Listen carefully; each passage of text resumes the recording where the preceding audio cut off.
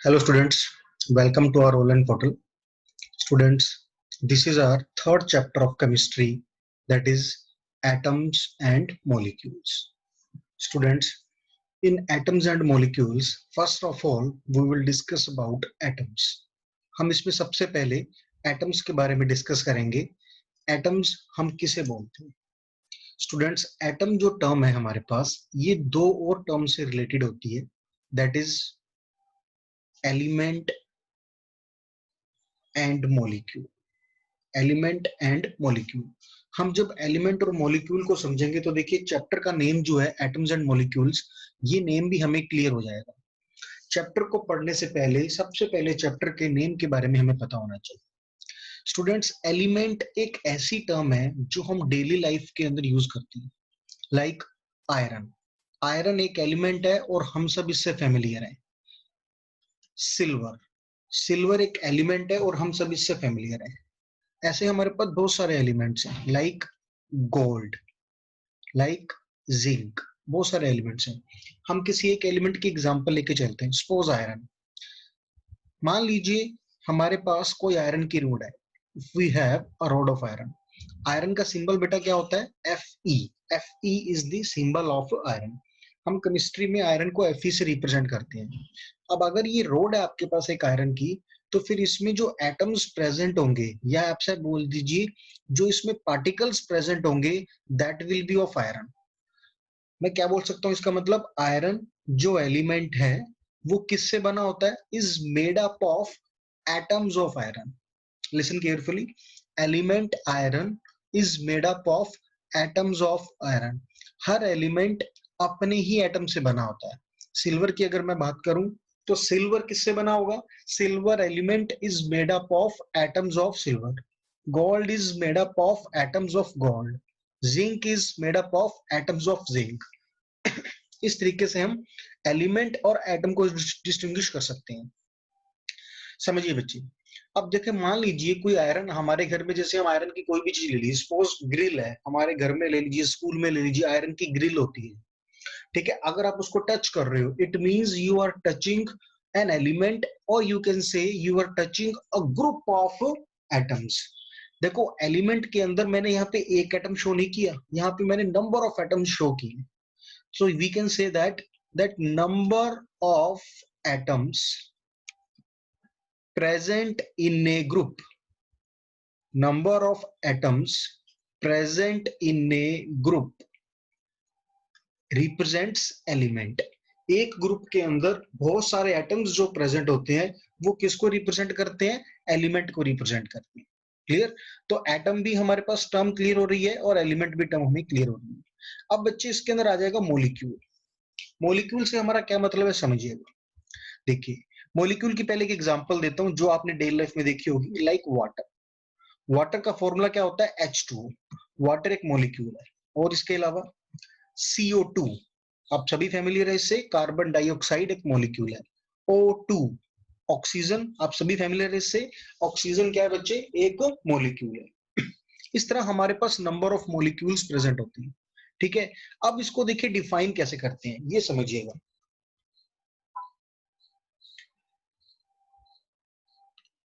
देखिए बच्चे, मॉलिक्यूल के अंदर दो टाइप्स आ जाती है. Molecules can be made up of same type of atoms. एक ही तरह के एटम से मिलकर बना हो सकता है. और molecule can also made up of different types of atoms. Molecule एक एटम से मिलकर भी बना हो सकता है, मॉलिक्यूल डिफरेंट एटम से भी मिलकर बना हो सकता है. एग्जांपल मैंने अभी आपको दिया, लाइक ऑक्सीजन. ऑक्सीजन एक मॉलिक्यूल है. अब इसके अंदर कौन कौन से एटम है? इसमें सिर्फ और सिर्फ ऑक्सीजन के एटम है. It consist of only one type of atom, that is oxygen. इसमें सिर्फ ऑक्सीजन के एटम है. यहां मैं एग्जांपल लेता हूं CO2 की.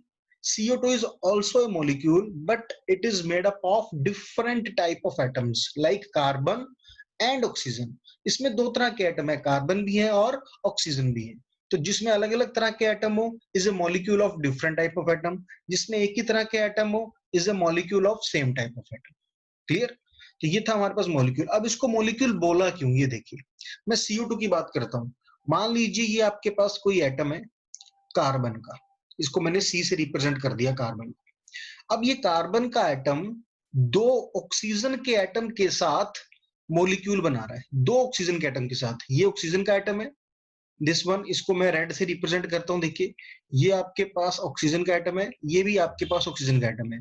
तो सेंटर में कार्बन है और दोनों तरफ से ऑक्सीजन के साथ ये ओवरलैप हो रहा है।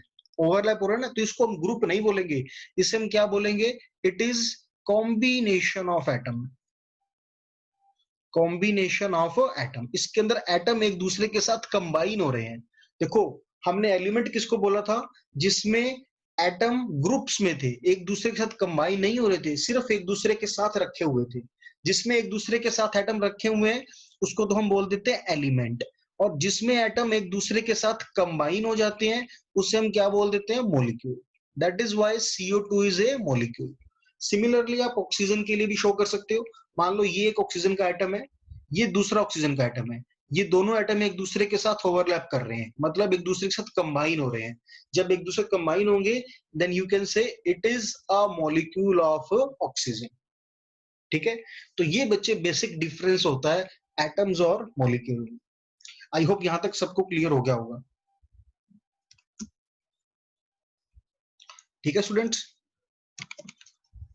हाँ जी। अब इसके अंदर हम आगे बढ़ेंगे एटम्स और मॉलिक्यूल्स के बाद। देखिए इससे रिलेटेड हमारे पास कुछ लॉज आ जाते हैं, that is laws of chemical combination. First law बच्चे हमारे पास इस चैप्टर में आ जाएगा, law of chemical combination.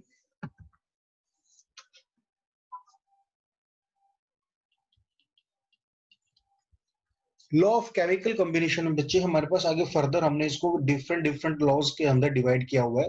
First one is law of conservation of mass.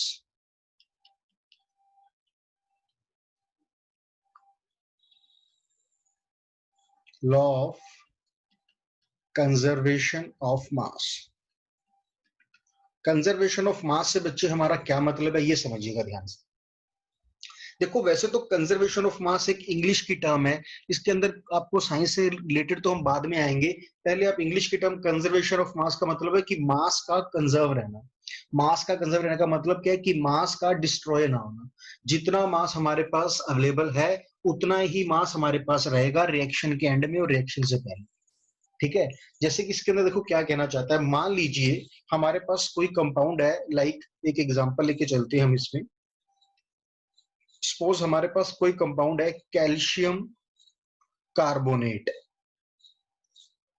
Calcium carbonate हमारे पास कोई कंपाउंड है, हमने क्या किया, इस कंपाउंड को हीट किया। केमिस्ट्री में बच्चे हीट का जो सिंबल है वो ट्रायंगल से हम रिप्रेजेंट करते हैं हीट को। ठीक है, अब दोनों में से कोई एक मेंशन कर सकते हो यहाँ पे।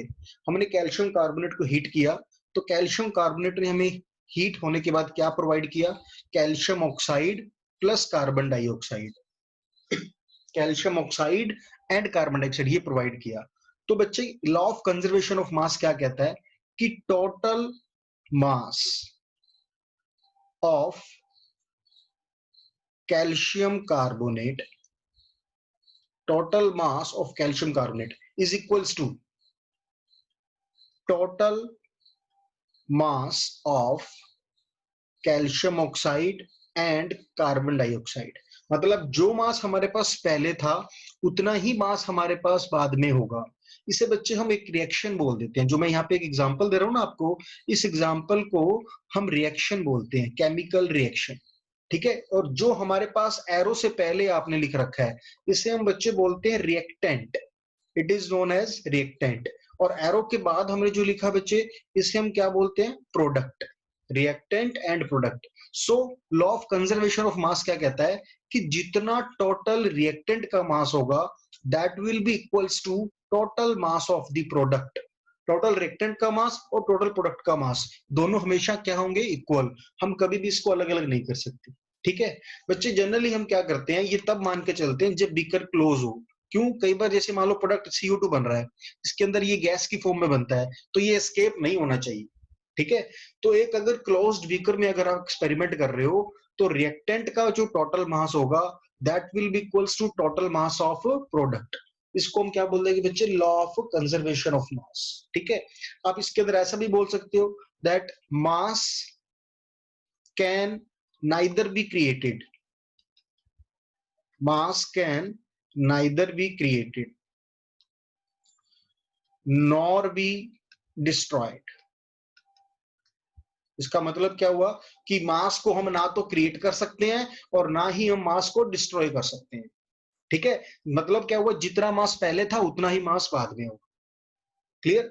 अब बच्चे इसी एग्जांपल को देखो मैं इस तरीके से रिप्रेजेंट करता हूं। हम एज्यूम कर लेते हैं कि कैल्शियम कार्बोनेट का मास मान लीजिए 100 है, तो फिर जो प्रोडक्ट आपके पास बन रहा है इन दोनों का जो सम होगा ना वो भी 100 होगा। अगर मैं आपको एक्चुअल में बताऊं तो कैल्शियम ऑक्साइड का मास जो बनता है वो कितना होता है 56, और जो कार्बन डाइऑक्साइड इसका मास होता है 44। आप इन दोनों का जब सम करेंगे तो ये भी हमारे पास कितना आ जाएगा, 100 आ जाएगा। इस तरीके से हम बोल सकते हैं कि लॉ ऑफ कंजर्वेशन ऑफ मास इस रिएक्शन पे अप्लाई हो रहा है। याद रखिएगा, law of conservation of mass her reaction पे अप्लाई होगा, on each and every reaction. Clear. I hope ये फर्स्ट लॉ आपको क्लियर हो गया होगा बच्चे इसको। ठीक है। अब हम बच्चे इसके अंदर एक और एग्जांपल भी ले सकते हैं। देखो इसके अंदर क्वेश्चन कैसे पूछा जाता है लॉ ऑफ कंजर्वेशन ऑफ मास के ऊपर। एक मैं आपको पहले न्यूमेरिकल प्रॉब्लम करवाता हूं इसकी। देखिए बच्चे क्वेश्चन देखो किस फॉर्म में पूछा जा सकता है। आपको क्या कह रहा है, देखिए sodium carbonate reacts with, listen carefully, sodium carbonate reacts with ethanoic acid, reacts with ethanoic acid to form sodium ethanoate, to form sodium इथानोएट। आपको बच्चे वर्ड सुन के तो जरूर थोड़ा अजीब लग रहा होगा कि सोडियम इथानोएट क्या होता है, हमें तो मालूम ही नहीं है। डोंट वरी, सिर्फ क्वेश्चन को समझने की कोशिश कीजिए। सोडियम इथानोएट, कार्बन डाइऑक्साइड, इन किसी भी नेम से घबराने की जरूरत नहीं है, सब कुछ अभी समझ आएगा। देखिए एंड वाटर, ये क्वेश्चन में हमें दे रहा है। इसके साथ ही आपको क्या बता रहा है that 5.3 grams of 5.3 grams of sodium carbonate reacts with 6 gram of ethanoic acid, reacts with 6 grams of ethanoic acid to form 8.2 grams of 8.2 grams of sodium ethanoate, sodium ethanoate, and 2.2 grams of 2.2 grams of carbon dioxide with 0.9 grams of water, with 0.9 grams of water. Show that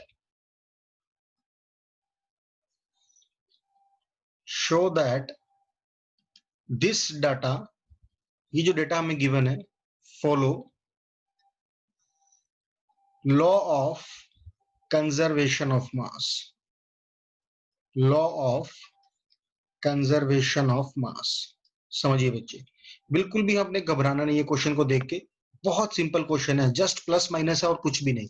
अब हम इसको, जो question given है ना, इसको मैं reaction की form में लिख लेता हूं। इस क्वेश्चन को हम रिएक्शन की फॉर्म में लिखते हैं। देखिए क्या कह रहा है, सोडियम कार्बोनेट रिएक्ट्स, यहां लिखता हूं सोडियम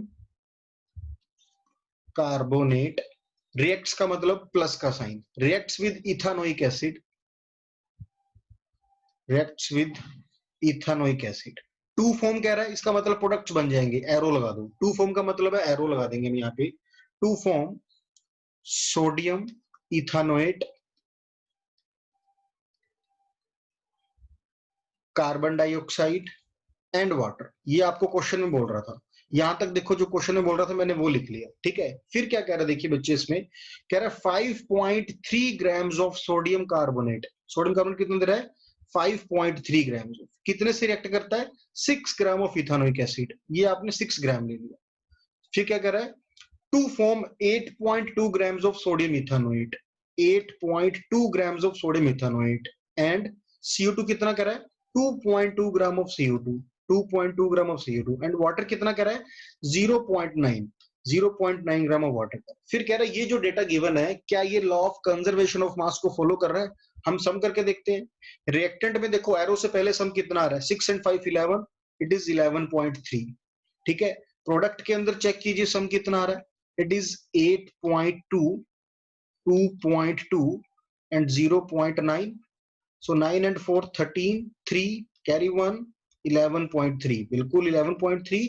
इसका मतलब रिएक्टेंट का मास और प्रोडक्ट का मास, दोनों का मास का इक्वल। तो yes, above data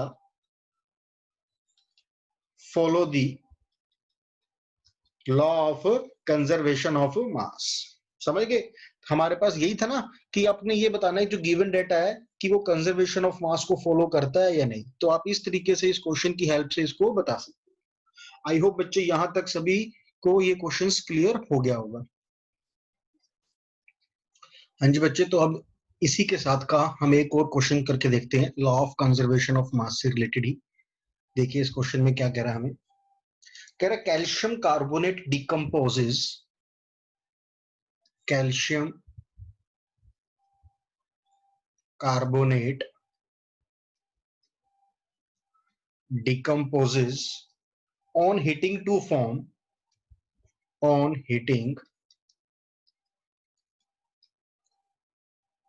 form calcium oxide and carbon dioxide, calcium oxide and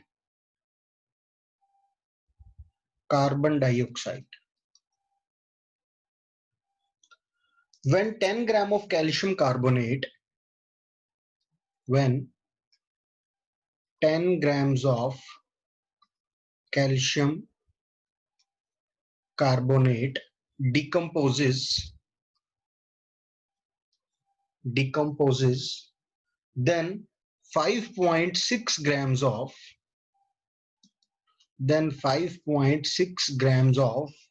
calcium oxide is formed. Calcium oxide is formed. Calculate the mass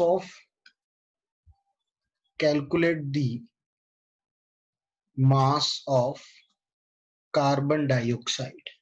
ठीक है. Also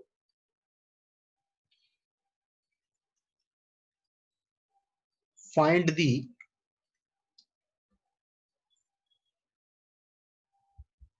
law which is followed by above question. कहता लो भी बताइएगा इसके अंदर कौन सा follow हो रहा है। ठीक है, सुनना बच्चे ध्यान से। जो क्वेश्चन आपको गिवन है उसको हम पहले यहाँ पे रिप्रेजेंट करते हैं। देखिए, calcium carbonate decompose, calcium carbonate decompose हो रहा है, मतलब टूट रहा है। कब? ऑन हीटिंग, इसको हम हीट करते हैं। अभी बताया मैंने, ट्रायंगल का साइन हीट का मतलब होता है। कह रहा है टू फॉर्म का मतलब प्रोडक्ट बनेगा calcium oxide, to form calcium oxide and carbon dioxide. Carbon dioxide CO2 लिख देता हूं। ठीक है, अब क्वेश्चन में कह रहा है when 10 gram of calcium carbonate कितना लिया? 10 decomposes to give 5.6 gram of calcium oxide. Calcium oxide कितना दे रहा है? 5.6 ग्राम। हमसे पूछ कर calculate the mass of CO2। CO2 का मास हम निकालना चाहते हैं। हाँ जी बच्चे, अगर आप इसके अंदर लॉ ऑफ कंजर्वेशन ऑफ मास लगाते हो, कौन सा मास लगाते हैं? लॉ ऑफ कंजर्वेशन ऑफ मास। अगर आपने ये अप्लाई किया, कंजर्वेशन ऑफ मास अगर आपने अप्लाई किया, तो रिएक्टेंट का मास प्रोडक्ट के मास के इक्वल होना चाहिए। मैं बोल सकता हूं therefore mass of calcium carbonate is equals to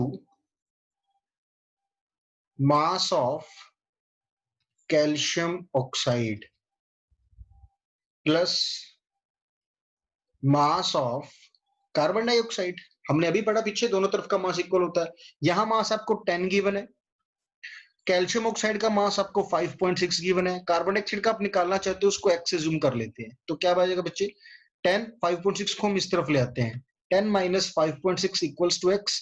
तो ये बच्चे आपके पास कितना आ जाएगा, इट विल बी 4.4 ग्राम। ये बच्चे आपके पास फाइनल आंसर आ जाएगा कि इसका मतलब 4.4 ग्राम कार्बन डाइऑक्साइड प्रोड्यूस होगी।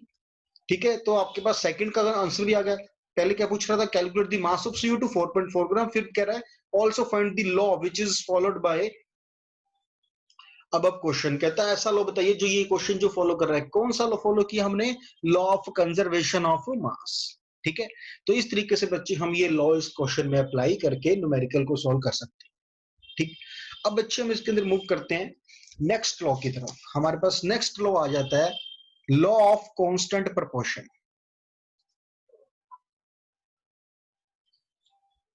लॉ ऑफ कांस्टेंट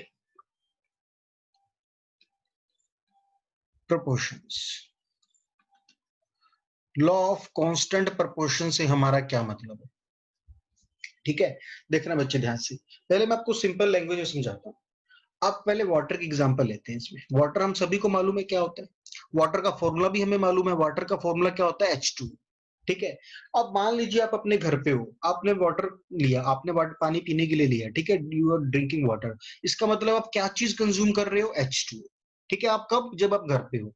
मान लीजिए आप स्कूल आ गए, स्कूल के अंदर आपने वाटर लिया, आप वाटर ड्रिंक कर रहे हो। कहां से, आप जो घर से बॉटल्स लेके हो वो नहीं, जो आपने स्कूल के अंदर वाटर कैंपर से लिया है। ठीक है, या फिर वाटर कूलर से आपने जो लिया है, तो वहां पे जो वाटर है उसका फॉर्मूला क्या होगा, H2। आप अपने फ्रेंड के घर पे गए, वहां पे आपने पानी पिया, तो उसका फॉर्मूला क्या होगा, H2। आप अपने किसी रिलेटिव के गए, अबोहर में नहीं, अबोहर से बाहर, वहां आपने पानी पिया, उसका फॉर्मूला क्या होगा, H2। बारिश का पानी आया सपोज, उसका फॉर्मूला क्या होगा, H2O। इसका मतलब क्या है कि अगर आप कोई एक कंपाउंड की बात कर रहे हो तो उसका जो प्रपोर्शन है, उसका जो कांस्टेंट, जो फॉर्मूला है, वो हमेशा क्या रहेगा बच्चे, हमेशा सेम रहेगा। आप वाटर का फॉर्मूला कभी भी H2O से चेंज नहीं कर सकते। वाटर का जो फॉर्मूला है वो हमेशा सेम रहेगा। वो एक अलग बात है, देखो कि हो सकता है वाटर के टेस्ट के अंदर फर्क हो। जैसे मैं आपको एक रफली एग्जांपल देता हूँ, जो जनरली बच्चे डाउट पूछते हैं इसमें कि सर जो पानी हम बोर का लेते हैं, मतलब जो हम मोटर से धरती से एक्सट्रैक्ट करते हैं, वो पानी जो होता है वो थोड़ा सा सॉल्टी होता है, मतलब उसमें खारापन होता है। इसका मतलब ये नहीं है कि उसका फॉर्मूला चेंज हो गया, फॉर्मूला उसका वाटर ही है। उसका मतलब क्या है कि उस वाटर के अंदर इंप्योरिटीज प्रेजेंट है, उस वाटर के अंदर सॉल्टी कंपोनेंट प्रेजेंट है, सॉल्ट की कंपोजिशन उसके अंदर ज्यादा है। पर इसका मतलब ये नहीं कह सकते कि उसका वाटर का फॉर्मूला अलग है, नहीं, वाटर का फॉर्मूला वही रहेगा। ठीक है, मान लो आपने घर पे पानी लिया, उसमें आपने 1 चम्मच शुगर को ऐड कर दिया, शुगर डिसॉल्व कर दी, क्या वाटर का फॉर्मूला चेंज हो गया, नहीं। वो क्या बन गया, एक सोल्यूशन बन गया। वाटर के अंदर आपने शुगर डाल दी तो शुगर का सोल्यूशन बन जाएगा, वाटर का फॉर्मूला चेंज नहीं होगा। कांस्टेंट प्रोपोर्शन देखिए अब क्या कहता है, कांस्टेंट प्रोपोर्शन क्या कहता है, कोई भी आपके पास केमिकल कंपाउंड है, जैसे कि हम वाटर की एग्जांपल लेके चल रहे हैं, कोई भी आपके पास केमिकल कंपाउंड है, इसमें जितने भी एलिमेंट प्रेजेंट है, अब इसमें कौन कौन प्रेजेंट है, हाइड्रोजन प्रेजेंट है और ऑक्सीजन प्रेजेंट है। एच बच्चे सिंबल किसका होता है, हाइड्रोजन का, और ओ सिंबल किसका होता है, ऑक्सीजन का। ठीक है, कहते हैं जितने भी एलिमेंट ये प्रेजेंट होते हैं और ये जिस पार्ट में एक दूसरे से कंबाइन करते हैं, जैसे 2 हाइड्रोजन कंबाइन कर रहे हैं एक ऑक्सीजन से। ठीक है, जिस भी पार्ट में कंबाइन करते हैं, कहते हैं इनका अगर आप मास लो और उस मास की रेशो चेक करो, तो ये मास की रेशो बच्चे क्या आती है, सेम आती है। कैसे, अब बच्चे इसके अंदर ध्यान देना, हाइड्रोजन जो होता है ना उसका मास होता है 1, ऑक्सीजन का मास होता है बेटा 16। ठीक है, अब हाइड्रोजन के हमारे पास कितने एटम थे, 2, तो एक हाइड्रोजन का अगर एक मास है तो फिर 2 हाइड्रोजन का मास कितना हो जाएगा, 2 हो जाएगा। ऑक्सीजन का मास होता है 16, हमारे पास कितने ऑक्सीजन है, 1, तो ऑक्सीजन का मास कितना हो जाएगा, 16। ये मास आ गया दोनों का। अब इनकी रेशो लो, हाइड्रोजन का 2 आ रहा है और ऑक्सीजन का 16 आ रहा है, तो ये रेशो कैंसिल आउट करके कितनी आ जाएगी, इट विल बी 1:8। इसका मतलब मैं ये बोल सकता हूं कि वाटर में जो हाइड्रोजन और ऑक्सीजन की जो मास की रेशो है, हाइड्रोजन और ऑक्सीजन के मास की जो रेशो है वो कितनी होती है, 1:8। अब मैं बात करूं कौन से वाटर की बात कर रहा हूं, घर वाले, स्कूल वाले, मार्केट वाले, फ्रेंड वाले, बॉटल वाले, वाटर कूलर वाले, कौन से वाटर की, कोई भी वाटर, कोई भी आपके पास वाटर का मॉलिक्यूल है, उसके मास की जो रेशो होगी, that ratio will remains constant. इसी को हम बच्चे क्या बोलते हैं, कांस्टेंट प्रोपोर्शन। इसी को हम क्या बोलते हैं, कांस्टेंट प्रोपोर्शन। अब इसको मैं डिफाइन करके बताता हूं, देखो आपको कि हम इसको लिखते कैसे हैं। A chemical compound always consist of same elements combined together in the same proportion. कहता है कोई भी एक केमिकल कंपाउंड है like water, always consist of same elements, इसमें हमेशा हाइड्रोजन ऑक्सीजन ही होंगे, and in the same proportion, हमेशा इसी फॉर्म में होंगे H2O बाय मास, और मास की रेशियो भी इनकी क्या होगी, सेम। ठीक है, so this is known as law of constant proportion. ठीक है, आप इसको ऐसे डिफाइन कर सकते हो। आई होप सबको क्लियर हो गया होगा, बहुत ही सिंपल था और बहुत इंटरेस्टिंग भी था। इससे रिलेटेड भी हमारे पास कुछ न्यूमेरिकल्स हैं, ये न्यूमेरिकल्स भी हम सोल्व कर सकते हैं। आइए एग्जांपल लेते हैं बच्चे इसमें। ये नेक्स्ट एग्जांपल लेता हूं, देखिए देखो क्या कह रहा है कि हाइड्रोजन एंड ऑक्सीजन, क्वेश्चन की फॉर्म में लेता हूं, hydrogen and oxygen combine in the ratio of combine in the ratio of 1:8 by mass, 1:8 by mass to form water। कहता है वाटर बनाने के लिए 1:8 की फॉर्म में कंबाइन होते हैं। नेक्स्ट क्या कह रहा है, what mass of oxygen would be required, what mass of oxygen would be required to react completely with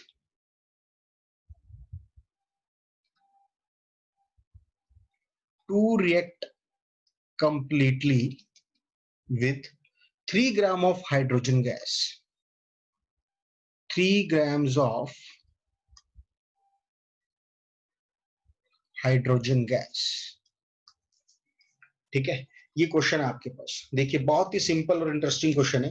देखो पहली चीज इसने हमें क्या बताई कि हाइड्रोजन और ऑक्सीजन दोनों किस रेशो में एक दूसरे से कंबाइन होते हैं, दोनों 1:8 की रेशो में एक दूसरे से कंबाइन होते हैं। ठीक है, 1:8 रेशो किसकी है, मास की रेशो है, it is the mass ratio, इस रेशो में एक दूसरे कंबाइन होते हैं। कह रहा what mass of oxygen would be required to react completely with 3 grams of hydrogen. अब जो डाटा आपको गिवन था उसके अकॉर्डिंग हाइड्रोजन का 1 ग्राम, ऑक्सीजन में कितने ग्राम से कंबाइन हो रहा है, 8। तो ऐसा बोल सकता हूं 1 gram of hydrogen require how many grams of oxygen, 8 grams of oxygen. इसको 8 ग्राम ऑक्सीजन चाहिए। क्वेश्चन में पूछ रहा है अगर हाइड्रोजन 3 ग्राम हो जाए तो कितना चाहिएगा, it means 3 gram of hydrogen require, कितना क्या हो जाएगा बच्चे, 8 into 3, 24 grams of oxygen. Simple unitary method लगा दिया आपने कि अगर 1 ग्राम हाइड्रोजन के लिए 8 ग्राम चाहिए तो 3 ग्राम हाइड्रोजन के लिए कितनी ऑक्सीजन चाहिए हमें, 1 के लिए 8 चाहिए, तो 3 के लिए कैलकुलेट करने के लिए उसको मल्टीप्लाई कर दो 3 से, तो हमारे पास क्या आ जाएगा, 24 ग्राम ऑफ ऑक्सीजन। ये बच्चे आपके पास इसके अंदर फाइनल आंसर आ जाए।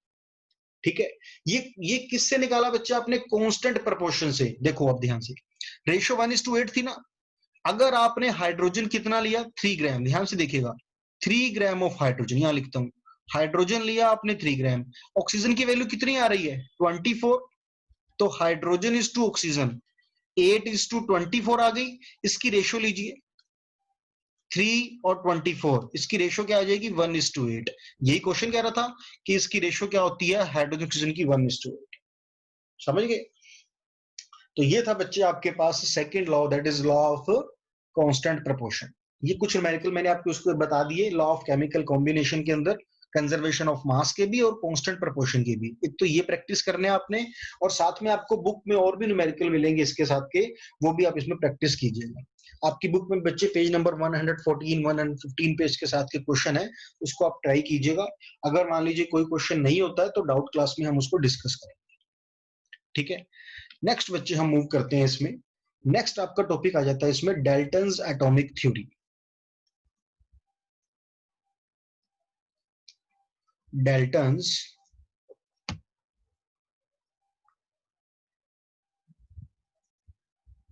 Atomic theory.